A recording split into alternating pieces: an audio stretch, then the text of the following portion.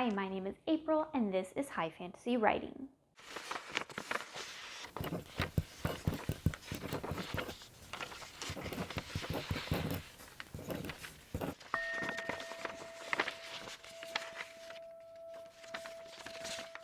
Welcome to week 2 of InstaWrimo, where I go through all the different prompts that the NaNoWriMo Instagram account has made for people to go through in the month of October. Now, last week I posted prompts 1 through 7 for week 1 of InstaWrimo, and now I'm going to go through 8 through 15 for week number 2. This one isn't as talking heavy as the last one was. There are several visuals that you'll be getting to see through the video. I do have a TikTok where I am posting the new prompt every single day rather than all together the week's worth of prompts like here on YouTube. So if you wanted to check that out, go to High Fantasy Writing on TikTok and you can find me there. So let's go through our prompts for InstaWrimo week number 2. Prompt number 8, your best writing memory. My best memory, I think, has to be during my critique partner phase.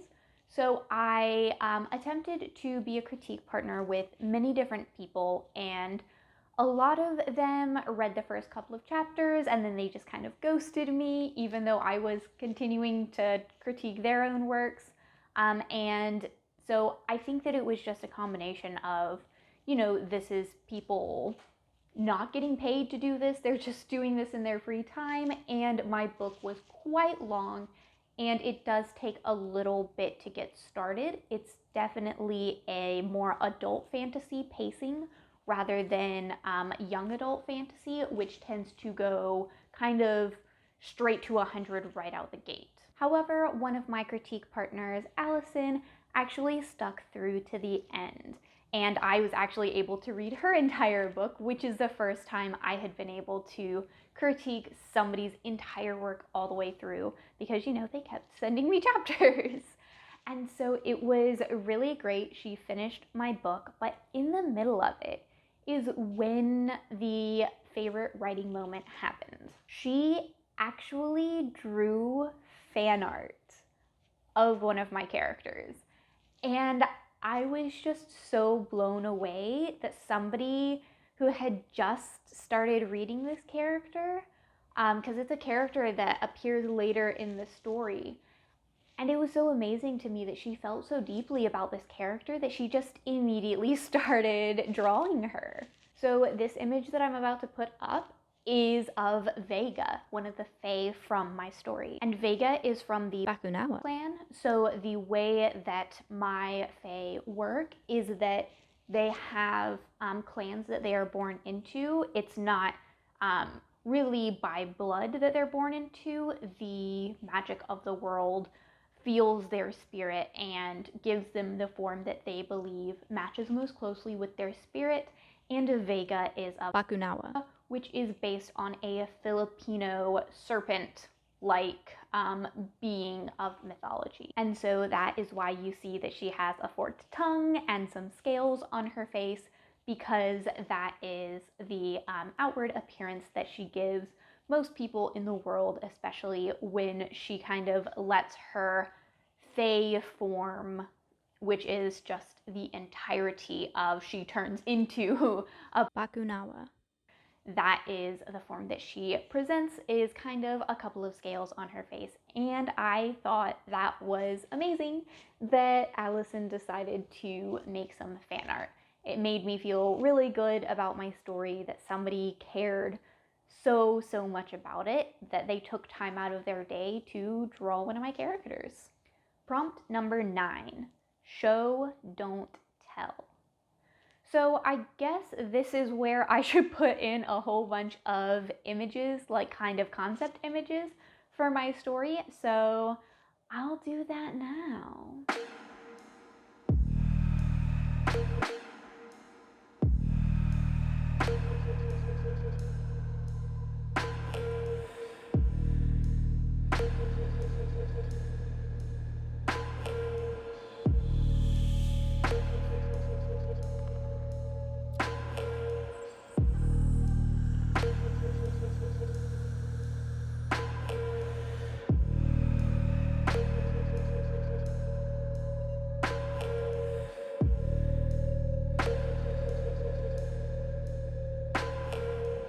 Prompt number 10, oops.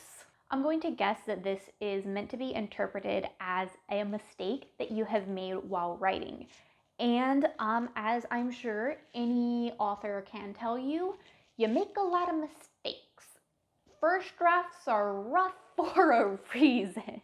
And I think one of my biggest mistakes was when I started writing this story. I was not as familiar with writing tropes. I wasn't as familiar with how harmful some of the tropes could be, or how just annoying some of the tropes could be, and how they didn't really encapsulate what I was trying to say with my story.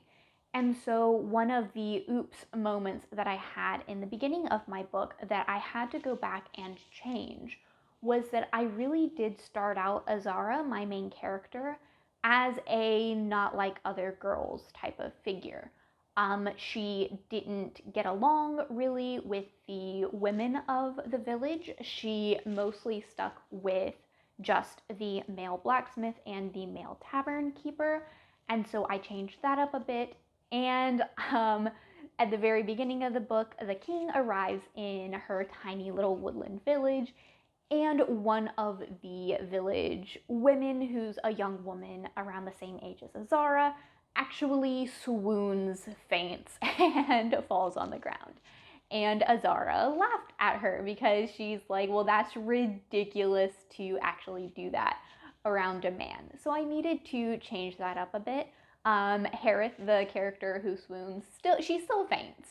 I think that that's not really a negative thing to portray, that young women do get so excited about things. It's a thing that we're looked down upon a lot for, but I mean, you look at red carpet events where fans are meeting like movie stars and stuff, and you see how invested they are because of the stories that are told through these people. And I feel like that can be very similar to, say, a king in a fantasy world. A lot of stories have been told about this guy. He is quite young, he's only 31, and he's conventionally attractive. And so I think that that wasn't the negative part. Harith actually fainting because she's so excited to meet the king, I don't think is a negative thing to portray, but Azara's reaction was negative. So Azara, when she saw Harith faint, she was very much so, look at how ridiculous she is fainting over a boy type of thing. And so I really needed to work back in there that yes, Azara does think that it is ridiculous that she full on fainted, but Azara is feeling some of those things as well.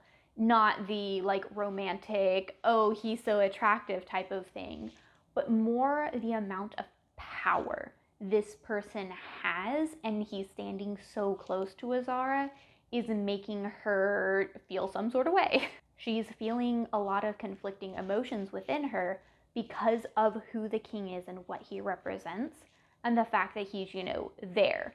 So showing that she is also feeling a lot of intense emotions surrounding the presence of the king. They don't have to be romantic emotions, but having somebody with that much power in your sphere is a lot. And so I needed to change it so that she's not looking down on Harith for swooning over a boy, but rather kind of saying, okay, yeah, that's a little much, but I totally get the overwhelming sense of emotions being in his presence. Prompt number 11, writing buddy. So I don't really have a writing buddy. I usually haven't had a writing buddy. I've been a part of a couple of different writing communities, like on Discord and stuff, but I don't know, sometimes it's not very productive for me because sometimes in such writing groups, a very specific style of writing takes precedent, and anything that deviates from that specific style or view of writing isn't really welcome, and it can feel kind of difficult to do your own thing, especially if you don't agree with all of the writing advice, I guess, that is given on those writing groups. So I haven't really ever had a in-person writing buddy either. It's just, I guess, the people who I'm friends with in real life don't write the way I do. If they do write, it's just very casual, like very, very casual type of writing. And so it's not really a set thing where we can go back and forth. We do talk about our stories sometimes, but it's never anything that I would consider a writing buddy. And I have had several friends who want to read my manuscript and beg me to send them my manuscript. And so I'll send them like 3 chapters and I'll never hear about it again. And I'm like, why did you just beg me to send you my work if you had no intention of actually reading it, or you're just not going to read it? Why would you get my hopes up like that? And so that's why I generally avoid any sort of writing buddy situation. The closest that I've ever had would be with Allison, my critique partner, because we exchanged our own writing and we talked about how to make each other's writing better. And so that's the closest I think I've ever had to a writing buddy. But now that we've finished critiquing each other's works, it's kind of over. Like, we don't really talk as much because things happened in both of our lives. The pandemic happened, and so we got really, really busy, and we don't regularly communicate anymore. So that's just kind of where I'm at with writing buddies at the moment. Prompt number 12. Where do you write? So I write pretty much anywhere. When I'm drafting my stories, I always carry around my writing notebook where if I ever have a moment of spare time while I'm out, I can just start drafting and writing a scene. I did that a whole bunch when I was in college, both undergrad and grad. I would just sit in the library or sit in the classroom or outside and write in my notebook. But drafting, my favorite is to draft on my specific PC that I rescued from my grandparents because they just click a whole bunch of buttons and then they can't figure out why their computer is not doing exactly what they want, and so they just throw it away. And so I rescued one of the PCs and I'm like, oh, I'll see if I can fix it. So I just did a hard reset and now it is my drafting PC. It actually really helps me a lot because if I'm on my laptop, I do so much other stuff on my laptop, like watching Netflix, watching YouTube, scrolling through Pinterest. Like, I do a lot of things that are not conducive to writing on my laptop. So having a dedicated computer for drafting is actually pretty helpful. It kind of gets me in the mind space of, you are going to draft. You are not going to be distracted by anything. I'm, of course, still distracted because you can get onto the internet with it. I, of course, have to link Scrivener to Dropbox so that I can write both on my laptop and on my PC. So sometimes internet detours happen, but it's not as often as if I drafted on my laptop. That being said, now that I'm in my editing phase, I definitely edit more on my laptop because with editing, it's more of a spur of the moment thing for me. I think about something as I'm doing something else and I'm like, oh, I need to change this part of my story.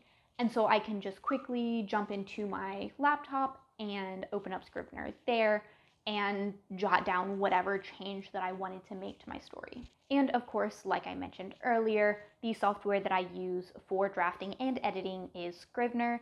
It's just really useful to me with all the comment sections that you can just jot down any notes you have, and it gives you your word count, and I do include extra scenes when I'm in my editing process. Sometimes I realize that, hey, this character isn't fleshed out enough, so I need to add more scenes from their point of view, etc., etc.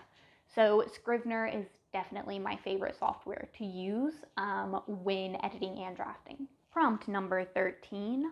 overheard dialogue. Well, it took me a while to figure out what this prompt was saying. Is it saying, have you as an author overheard something? Have you overheard something about your book? Did somebody overhear you saying something about your book? Or is it talking about dialogue that your characters have overheard in your book, or in media, a character has overheard some sort of dialogue? And what happened there? It was kind of confusing to me, honestly, when I first read it. But I'm going to interpret it as, have any of your characters in your book overheard dialogue from other characters? And yes, the answer is yes, definitely they have. Actually, one of the key moments in my story that occurs right before this big break, because in my story it's split into 2 parts with about 2 months between each part.